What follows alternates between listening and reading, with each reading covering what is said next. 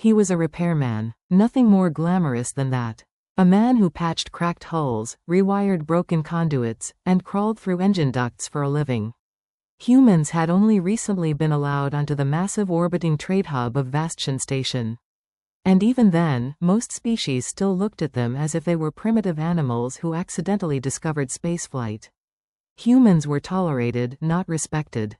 But Jace wasn't here for politics. He was here because machines broke and fixing them paid the rent. He was halfway through repairing a jammed cargo lock when it happened. A scream, not loud, but sharp, desperate, filled with a kind of raw terror that cut straight into the spine, echoed through the metallic corridors. Jace stood up straight so fast he cracked his head on the loading beam. "Ow, damn it," he whispered, rubbing his forehead. The scream came again. This station was home to dozens of alien species. Many had vocal cords that could mimic a human cry, but this sounded close enough to a human woman that instinct kicked in before logic. Someone needed help, and nobody else seemed to react. Dock workers continued moving crates. Guards scanned their data pads. Traders barked deals. A few looked toward the sound, then quickly looked away. Jace felt his stomach twist. Are they seriously ignoring that? The scream came a third time, and Jace ran. The cry echoed down a connecting tunnel leading to an isolated docking bay. When Jace turned the corner, he found something he never expected. A woman. No, not a woman. A Terrani. Her skin shimmered with a faint silver glow. Bioluminescent streaks ran across her temples, pulsing with panic. Silver-white hair cascaded around her face like a waterfall, and her eyes, striking teal with vertical pupils, were wide with fear. She was cornered by 3 armored mercenaries. "Stay back," she shouted, voice trembling. The mercenaries laughed. One reached for her arm, and Jace reacted without thinking. "Hey," he yelled. His voice cracked in the echoing corridor, but it was enough.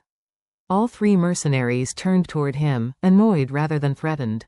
The woman blinked in disbelief. Humans rarely interfered in alien disputes. They certainly didn't rush toward danger. Jace lifted his hands, palms forward. "You heard her. Step away." The largest mercenary snorted. "And who will make us, little ape?"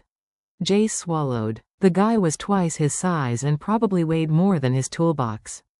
But fear never stopped him before. "I will," he said, even though his voice wavered slightly. The mercenary took 1 step toward him. And Jace grabbed the nearest thing he could, his heavy fusion wrench. "Stay back," Jace warned.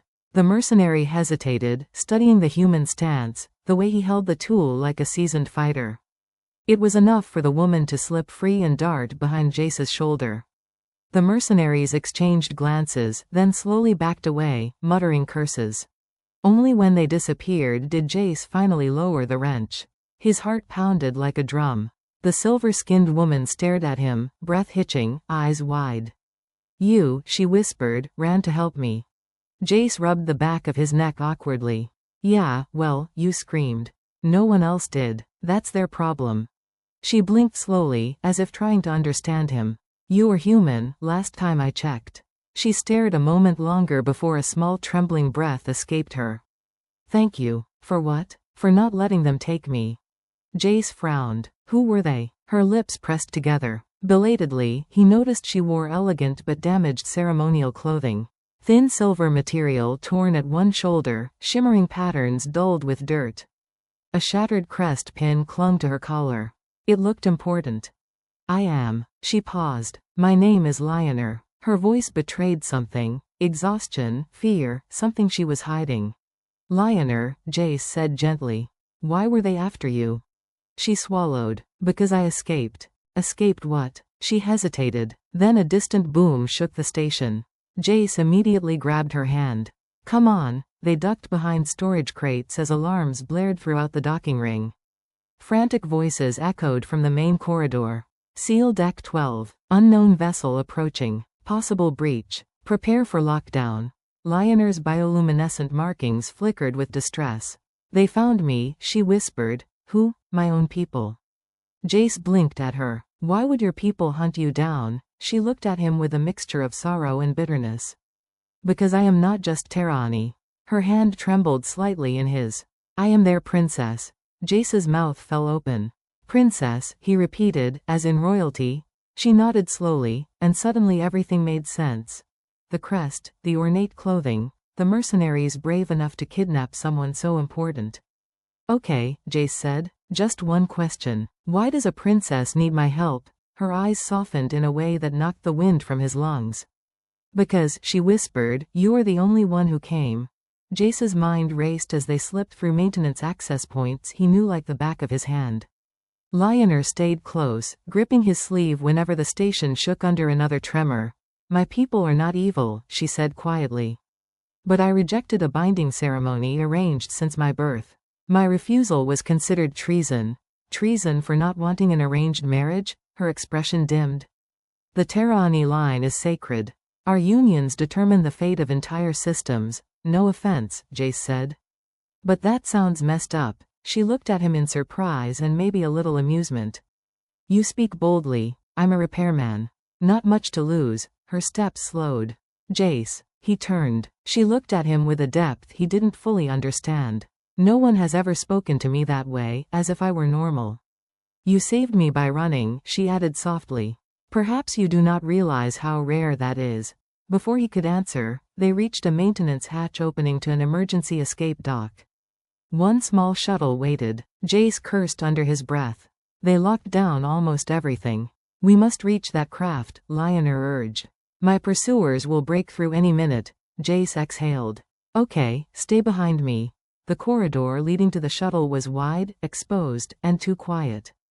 Too easy. Halfway across, armored figures dropped down from above, the same mercenaries. End of the line, the leader growled. Jace stepped forward, wrench in hand, but Lionel gently moved past him. Her markings flared with radiance. I command you, she said coldly, to step aside. The mercenaries hesitated. The natural instinct to obey her royal voice was strong. But then their implants sparked red. The leader flinched. We take orders from the High Council, he stammered. Lionel's face fell. Jace tightened his grip on the wrench. You want to fight? He shouted. Before they could pounce, the floor beneath them trembled. Steam burst from cracked pipes Jace had loosened earlier without them noticing. The mercenaries staggered. Run.